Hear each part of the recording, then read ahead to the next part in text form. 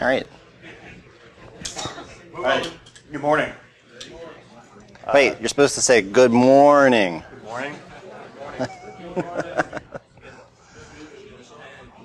I'm Craig Vincent. This is Derek Banks, and this is Home Alone, Defending Your Small Organization, Pentester perspective.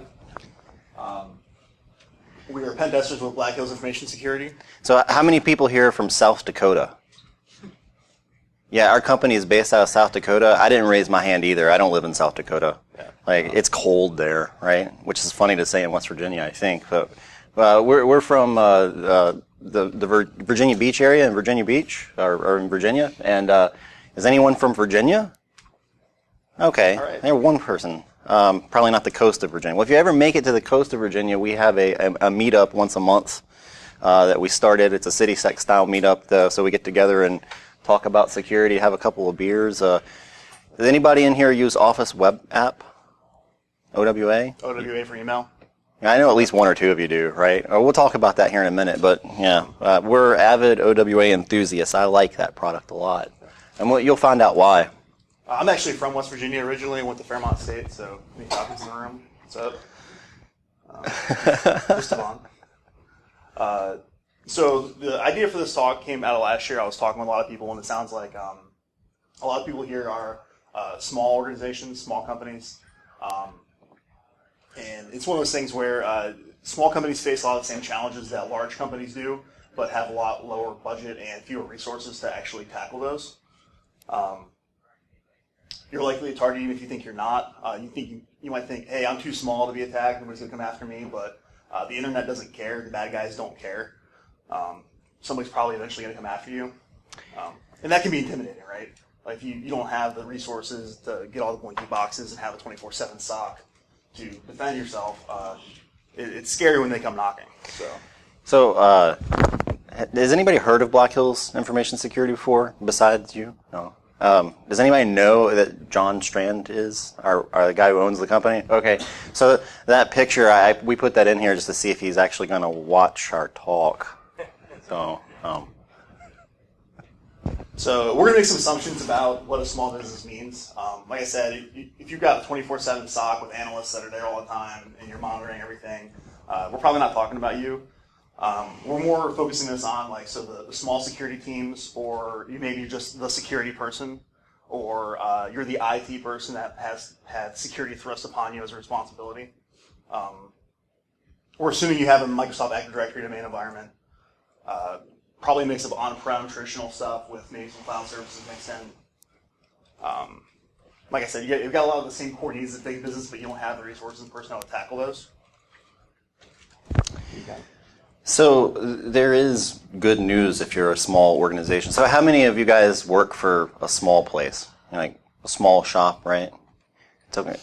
You can raise your hand. It's okay. It's not a trick question. So I've worked for small businesses in the past, and I have acutely felt the crunch of we have to do these things and have no people and money. But small organizations can have an advantage over large organizations, namely in that they do have fewer assets. So a lot of what we're going to talk about in this talk are configuration style attacks, right? Like something has gone wrong in the configuration of your environment, and that's what we're going to take advantage of as an attacker. Well, a smaller business has less assets to secure. So some of the hardest tests I'm on are companies that have less than 100 computers, but they've made some of the changes that we're going to talk about as we go on. And for me, I find that security isn't about a product or a vendor or what you're running as much as it's about good old-fashioned systems administration and making changes that actually matter. So we're going to talk a little bit about kind of knowing your own home, right? And so from the attacker perspective or the Pentester perspective, we're going to case your house in a different way than you might look at your own house, right? We're going to look at it from the outside. There's things that we're going to find out that you may not know about. If you've got documents on your website that have metadata that are going to leak information like usernames, software that you're using, computer names in your environment, those are things that we're going to look for. If you've got, so who uses their work email for LinkedIn? Anybody? Oh, come on. We know that you do. So things like so. It was a while ago now that LinkedIn got popped. So if you got employees that are or users that are using their work email for other things, and those other things get compromised, bad guys are going to have that person's password essentially, right? If they were using that same password in your environment, that's a threat. So be conscious of stuff like that. There's things you can check, like you can check your own emails, like have I been pwned, right? Is it .com? Yeah, I think so. So you look and see that these have been published out there. Troy Hunt runs that. It's a big database of just places that have been popped where they'll look for your email and tell you if you've been popped. Yeah, so something that like I said, we're looking from the outside, right? You want to be like Kevin, and he's going to set all the traps. He's going to know his own home. I put these tools in here because a lot of times we'll do an engagement or a test with a customer, and they'll give us this list of things that say, this is our external network. This is the stuff that we've got exposed. And what we'll do is we'll look at it from a different perspective.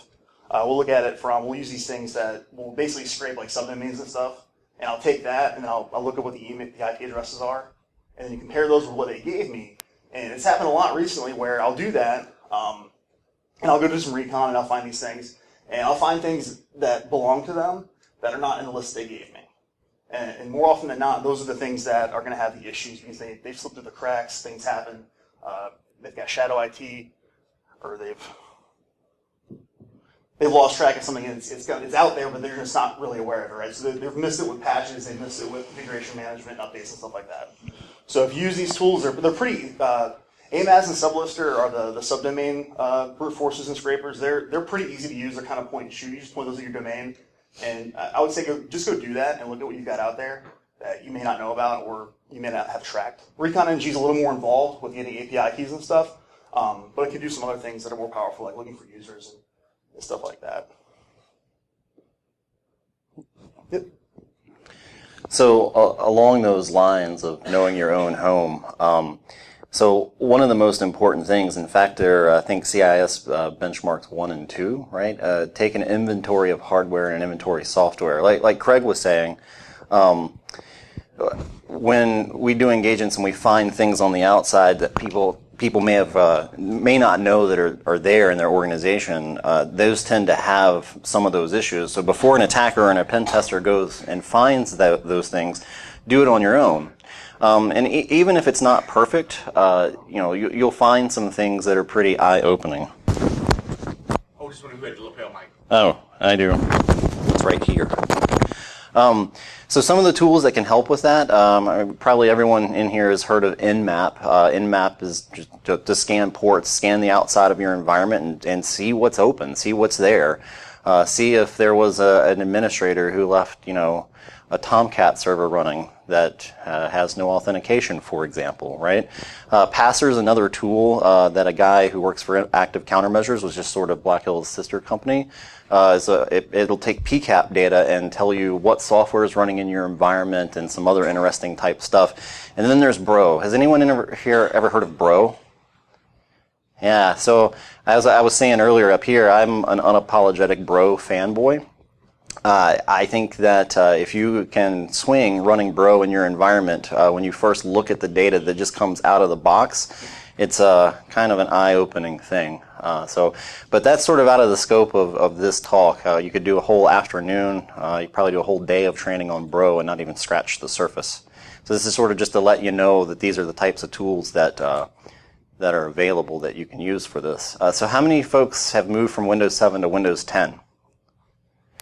That's more encouraging. The hands used to be a lot less. I think, Windows 10 has been out 3 years now? So it turns out Microsoft has actually made some really good changes in Windows 10. The first one is not storing credentials in plain text in memory any longer. So as an attacker and a pen tester, that kind of stinks for me, but for a defender, that's pretty cool, right?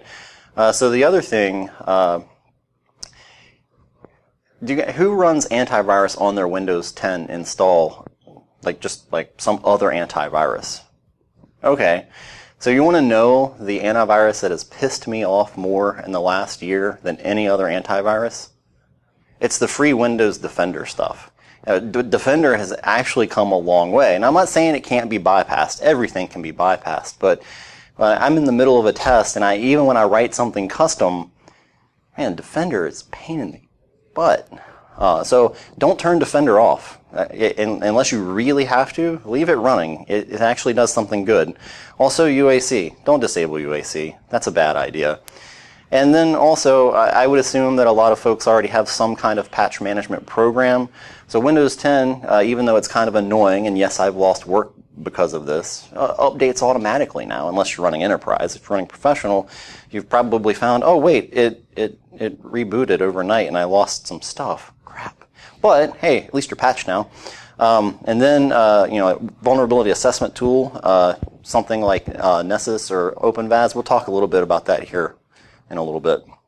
So this slide, here's some of the common issues that we find as pen testers. And they're pretty much in the order of importance and also what we see in terms of frequency. And by the way, I will post these slides after our talk to SlideShare, so you guys you can take pictures if you want, but they'll be out there for you. And so weak passwords. I can't stress enough how important it is to go past the 8-character minimum that comes default with Windows in the settings. So this is by far, I think, the most important issue. So does anybody have a password policy in their environment that's longer than 8 characters? Cool. Yeah, when we get into environments and the password policy is longer than 8 characters, it substantially makes things more difficult. But it turns out, if you don't have a good password policy, users pick bad passwords. Who knew, right? And then it turns out that they actually go use those same passwords on third-party sites. I mean, why not, right? And then also default passwords. We find a lot that there's some appliance that was installed by a vendor or like, a telco or something, and it has a password of admin. Or, are there any old administrators in here that remember root and Calvin? Right? Yeah, the old Dell remote access stuff. We still see that. Like, how? Like 2 weeks ago. Yeah, right. It's amazing to me that, oh man, so it's been there for, I don't think Dell does that anymore, right? That's an old thing, right? Yeah.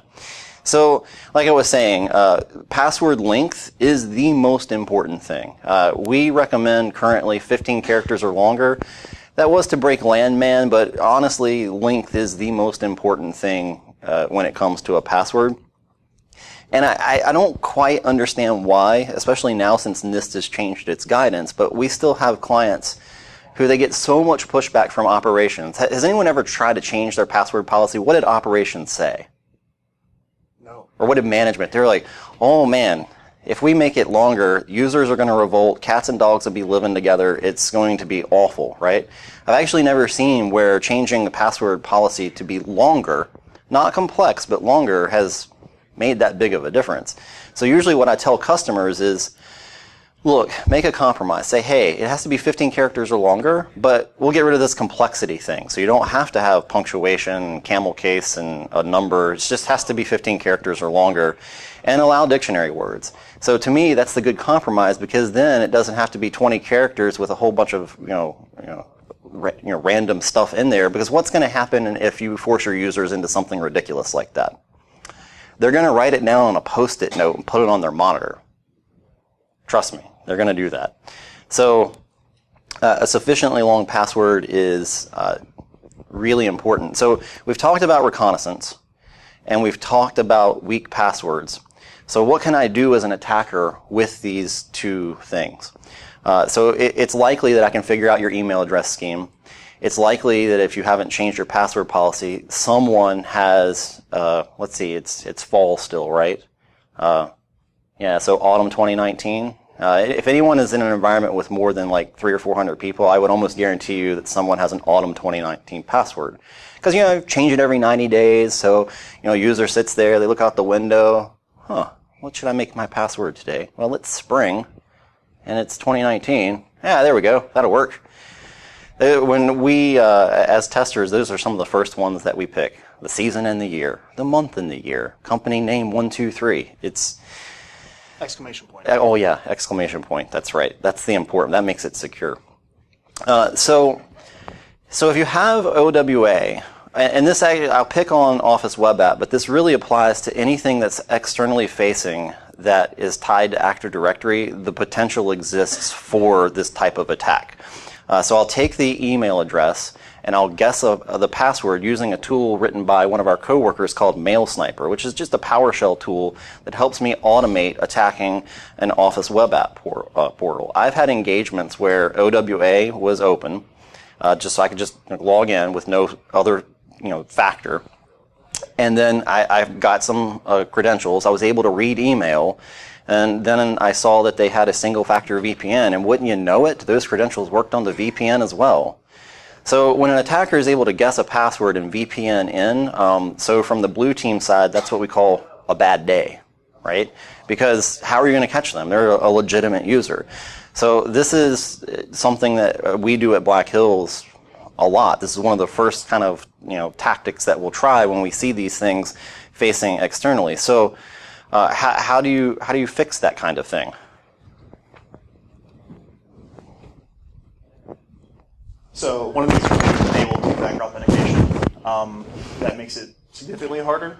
There are bypasses and ways to intercept two-factor authentication, but it's better than nothing. It's going to make things a lot more difficult. Take an inventory of your externally facing stuff. Anything that's out there facing the internet, you probably want two-factor on. Definitely want two-factor on.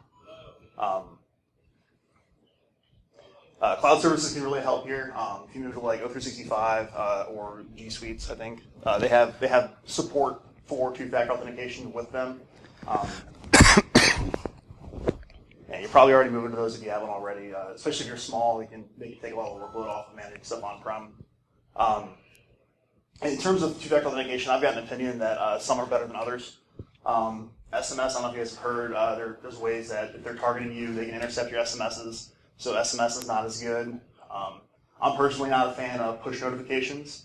If you consider a scenario where, say, I've got somebody's password and I'm sending in a push notification every 15 minutes, all day long, every day, how many of your users do you think are going to recognize that as an attack and are not going to eventually push the allow button and let me in? They're likely going to go, God, fine. So right? I much prefer like hardware stuff like a YubiKey or something like that, or the, like Google Authenticator on your phone where you have to actually type in the code that it gives you every minute. Those are good. Another thing that we see a lot is overprivileged users. Obviously, you want least privilege in your environment. That's a buzzword. Everybody says that. You can go do that. However, it's not always easy. There's also pressure to just make things work, right? And if making things work is all our users are in the domain users group is in your local administrators, then, which we see a lot, and that's a problem. So if I'm an attacker or a pentester and I come in and I get on a machine where domain users are in the admin group, I'm immediately admin. That's instant privilege escalation, and we love that because that lets us do a lot more other things in your environment that you do not want us doing. Just made my day a lot easier. Yep. So resist the pressure to just make things work. Audit your groups. And one of the things you can do to audit the groups is use Bloodhound. We hear Bloodhound used a lot in the context of pen testing and attackers and stuff like that. You can use it as an administrator too, though. Use it to audit your own environment. It takes some setting up, but once you run it, basically it pulls all of your users and machines and groups and sessions, and it graphs them out, and it's nice and pretty. And you can do things like take the domain users group, and then it has a little link, and you click, like, where is this group local administrator? And it'll just show you. And then you can go hunt those down and fix them. Kerberoasting, one of the other things that we do, like, pretty much right out the gate whenever we get into an environment, is try to do this. Windows implementation of Kerberoast is a little bit complicated, and we talk about it like itself for a whole hour. The long and the short of it is you can request a service ticket that basically from the domain controller that has the hash of the service account, the SPN. And you can take that offline and crack it. And so, 8-character passwords we rip through in like a couple hours? Yeah. I don't know what. Yeah, so this is one of my favorite attacks because I can service accounts. I'll ask you again. How many people use service accounts? You don't have to raise your hand because I know you do, right? So I had a client where we had done a couple of tests for them, and we're on like the third pivot style test, and I Kerberoasted and I got a hash and I cracked it. Turns out that it was a SQL service account that was an administrator on that. Because service accounts are typically at least administrator on the service where they're running the service, right? And it turns out that this SQL server also was a domain, or SQL service account was also a domain admin. And the password, I'll never forget, it was last set in 2004, and it was Korn with a capital K, like the band. And they had changed their password policy to be like 12 characters or whatever, but they had forgotten that service accounts don't really log in and change their own passwords. So you kind of have to go back and, if you change your password policy, pay attention to service accounts, because a lot of the times, look, I've been a systems administrator in a small environment in a past lifetime, and if it's working, why would you go fix it? I mean, it doesn't make sense because you've got a billion other things going on, right? But and if you haven't noticed yet, there's a theme. We haven't talked about an exploit yet, right? We're going after passwords and we're going after hashes, and so that's sort of what we're doing here too. Link local multicast name resolution. So there's this thing that's on by default where I guess in the past DNS wasn't reliable like it is now. I don't know. I've never had DNS fail, but these two protocols are in place for in the event that DNS were to fail, and you're at a workstation that's on the network, and you type in something, and DNS doesn't know where it is. Link local multicast name resolution (LLMNR) will ask the subnet, "Hey, where's this resource that I'm trying to get to?" And if anyone on the subnet knows, they'll say, "Hey, it's at this IP address," right? Well, it turns out that you can poison those responses. You can set up a utility to be an SMB server and answer all of those requests. So, I'm that resource, right? And then your workstation will try and make an SMB connection to the attacker box and give a net NTLM v2 hash. And so the result is, if LLMNR is running, I can just sit there and listen on a subnet and get hashes. So again, with an 8-character password policy, the likelihood that I'm going to crack one of these hashes is fairly high, right? I think with a LLMNR, let's say I got 10, 15 hashes from your environment on a password cracking rig with 4 GPUs, it'll take me maybe 10 minutes to probably crack at least one of them, and then I have a valid credential that I can go off and do something else in the environment with. Similar, similar to LLMNR is your firewall. That probably doesn't make any sense to anybody, right? Like, why we were talking about protocols, now you're talking about firewalls. Well, it turns out that firewalls are really good at blocking traffic on the outbound too, and we see a lot that people pay attention to inbound traffic, but they don't pay attention to outbound traffic. Outbound traffic is important as well, specifically TCP 445. If I get into an environmental test and I see that 445 is open outbound, the first thing I do is set up an SMB server responder out on the internet, and then I'll make a shortcut file, a link file, and I'll put it on a network share.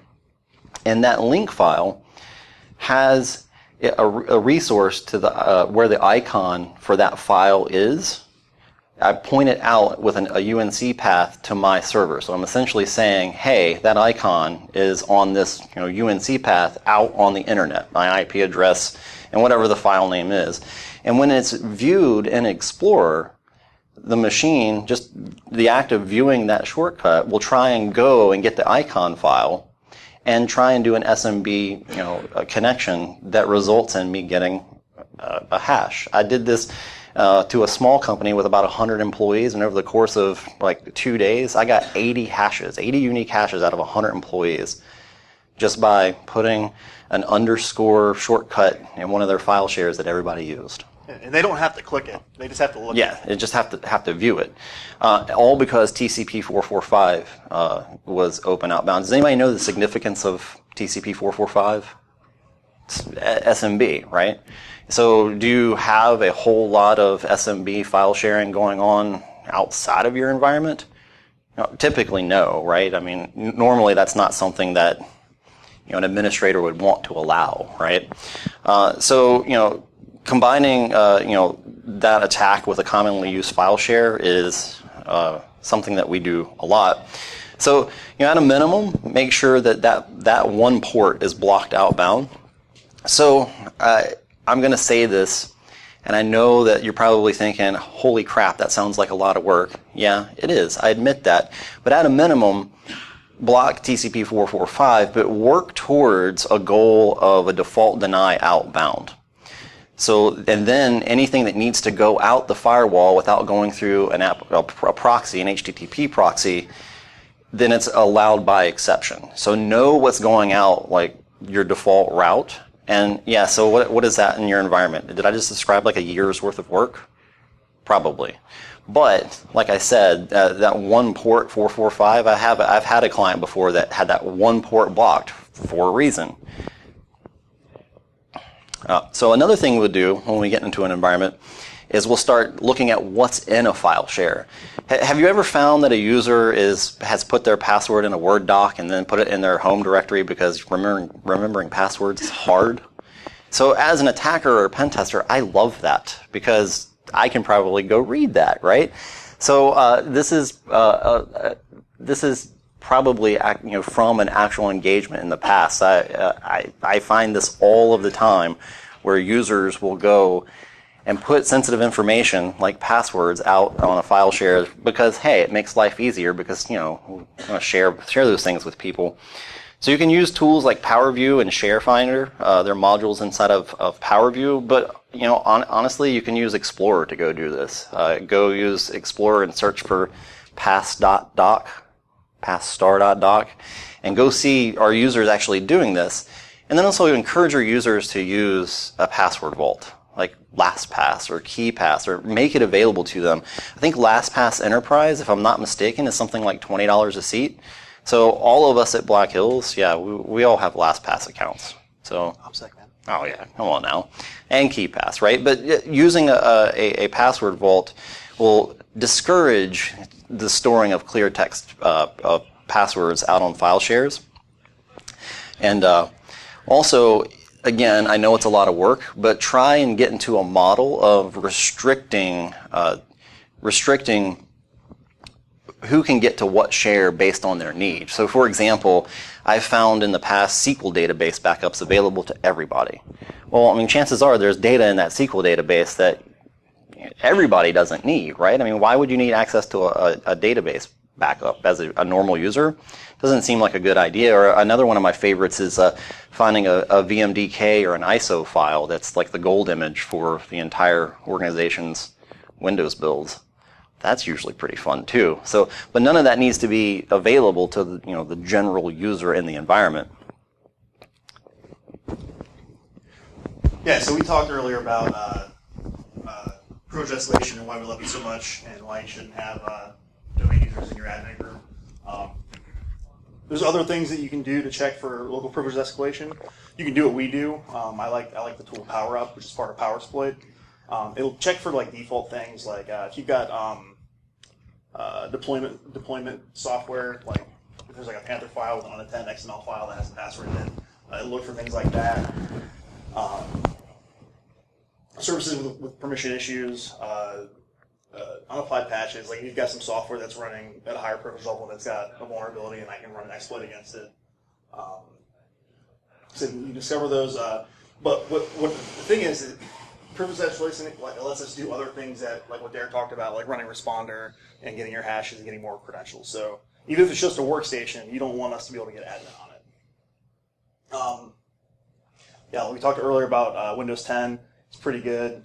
It's gonna patch a lot of the stuff, and hopefully it won't have things like clear text passwords and LSAS. So if it's got WDIGOS authentication turned off by default, you don't want stuff like that. Widespread local admin, same issue, right? If you got, say you're using like the same local administrator password on all your machines, if I find out what one of those is, I now have the admin for all of them. Microsoft has Lapse, which helps us with that. It'll make all of your user admin passwords unique. And if you're using, like I said, you're using the same password everywhere, you get that, like, now I own everything, right?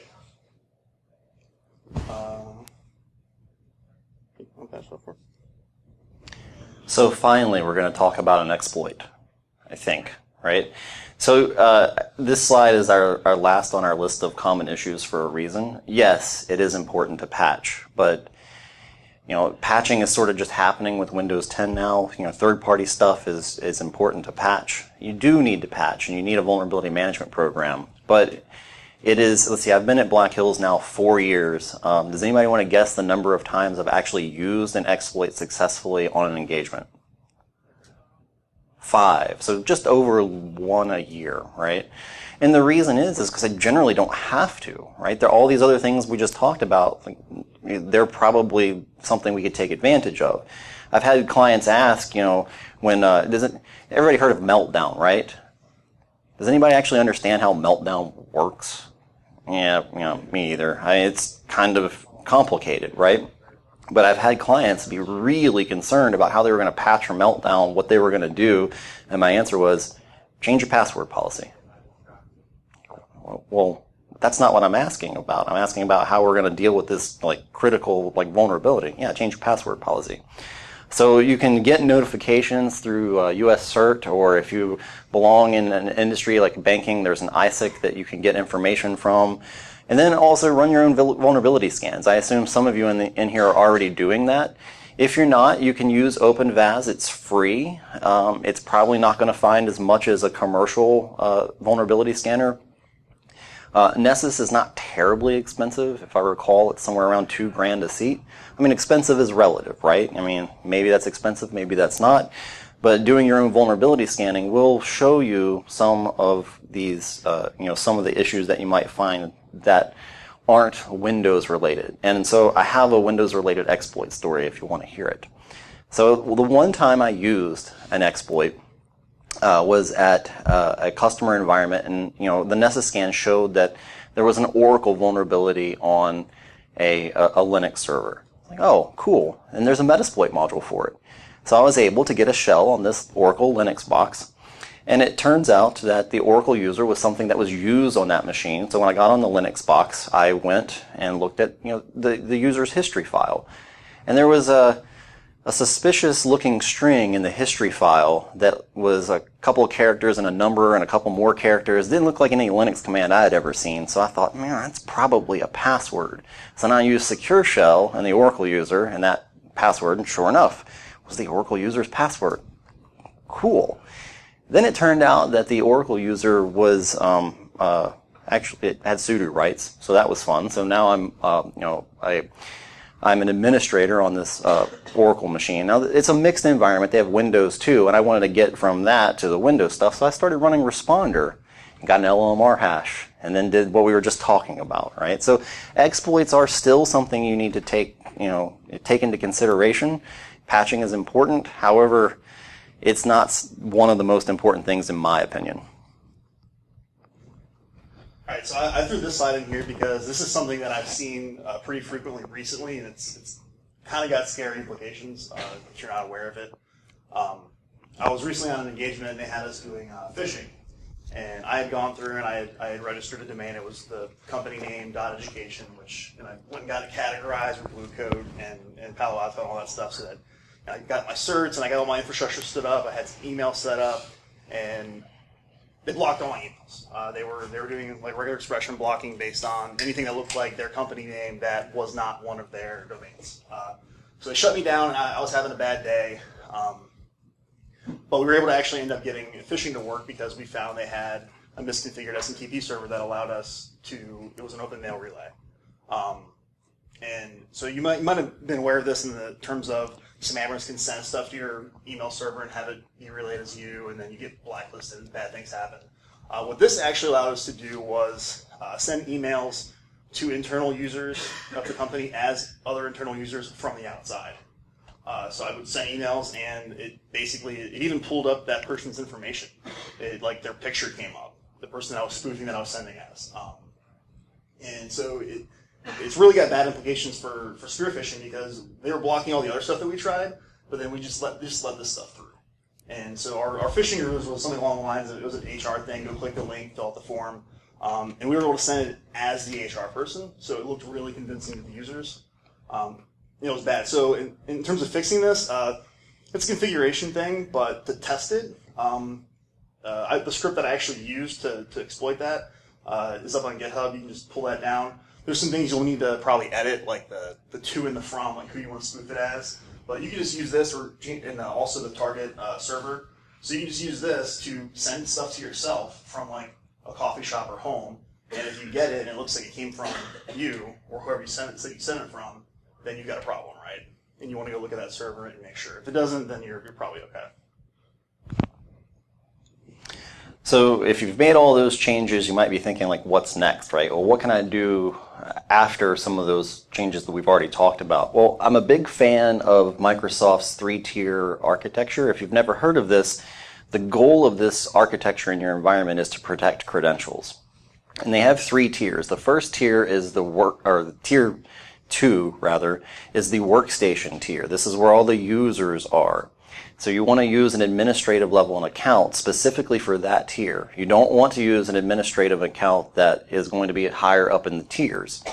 The reason for that is that if you have, say, a domain admin that's logging into workstations, it's more likely in the event of a compromise that an attacker is going to be able to get those domain admin credentials. Same thing is true for servers, like Exchange, SQL, something along those lines. That's tier 1. There should be an administrative account that handles those servers and doesn't log into workstations and doesn't log into tier 0. Tier 0 is anything that can control the domain. So essentially, your domain controller, all the users and groups that are associated with controlling the domain, like say your domain administrator account, they only log into the domain controllers, nowhere else. Then I would build a foundation for logging.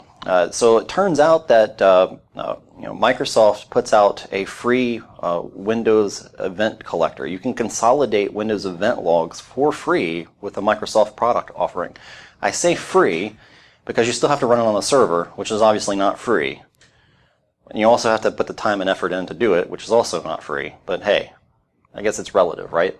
So Windows Event Forwarder will work on a subscription-based model where you set it up through GPO, and your endpoints will push their Windows event logs to the centralized collector.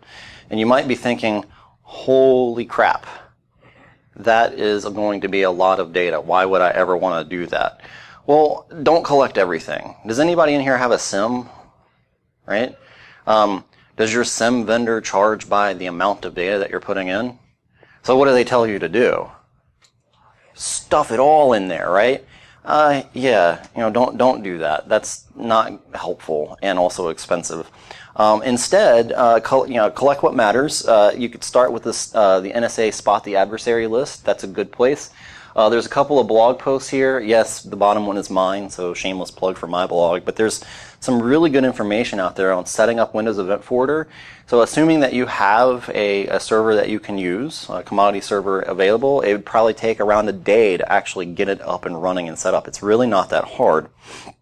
And then if you really want to make an attacker or a pen tester cry, and I've been in environments like this, prevent your workstations from talking to other workstations. So no file shares on a workstation, no cross communication. Every workstation is its own little isolated place on, in the network, and they can only talk to servers. In the environments that I've been in that have done this, it is amazingly difficult to move laterally. I mean, I wanted to cry. And so you can do this with Windows Firewall and GPOs. I've seen that kind of implementation in the past. Also, if you have Cisco, there's a thing called private VLANs. So we have a client, I mentioned earlier, they have about 80 employees. They've made a lot of really good changes. So one of the things they're doing is whitelisting with AppLocker. And so we just went on site for them a couple of weeks ago, and we got past AppLocker. We were really excited. Yes, we have an AppLocker bypass. It was custom. We did it on site on the fly, and it was great. But then it turned out that they had this implemented. The only thing I could do on that workstation was talk to the other servers. And that makes gaining access to other things very difficult. So if you can swing it, only let your workstations talk to servers, never to other workstations. But again, I realize that that is a fair amount of work. So it's something to work towards, it's something to test out, and it's a place to get to, right? So if you take anything away from this talk, the most important thing is to change your passwords, or to make your passwords longer, 15 characters or more. And then two-factor anything that's on the outside. Make sure service accounts have a really long password, change them once a year, and then disable LLMNR, block TCP 445, and then if you're not over there, run Windows 10. So we're Craig and Derek, and we work for Black Hills. Here's our contact information. Do you have any questions? Just a note on the workstation when talking to servers, some EDR tools actually require them to hear. Yeah. Yeah, that's true. But as long as you know that and know how to work around that, so like a lot of large organizations have trouble doing that because they find out that their EDR tools, they don't know how they work. They see that they're actually peering all the workstations and how they're required to do certain things. Yep. So if you didn't hear up here, he's talking about some EDR products use like a peer-to-peer mechanism to communicate. Specifically, Tanium is the one that I know that does that, right? So that's cool. So you have to work that out in your environment. Yeah, that's a good point. Any other questions? So, we're here through the end of the conference tomorrow. If you see us in the hall, feel free to stop and ask questions. And also, I have stickers and buttons if anyone would like stickers and buttons. So, thanks. Thanks, guys.